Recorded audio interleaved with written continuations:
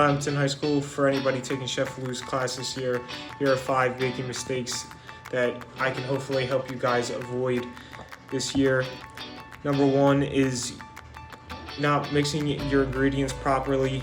Just make sure when you're mixing the dough, make sure to try not to aerate the dough and make sure that there are no clumps, and make sure everything is completely combined, and to mix on a low speed.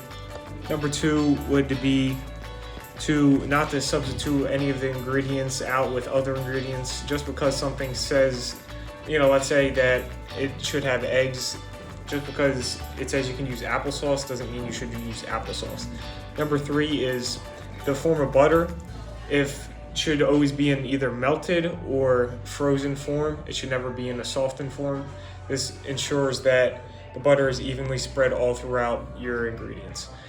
Number 4 would be that the actual stuff that you put in, so such as chocolate chips or fruit, there's different moisture levels, so this would affect the actual dough. So 5 being that making sure that you periodically check on your baked goods, and always just set your time of 5 minutes beforehand. This ensures that you will never burn any of your baked goods.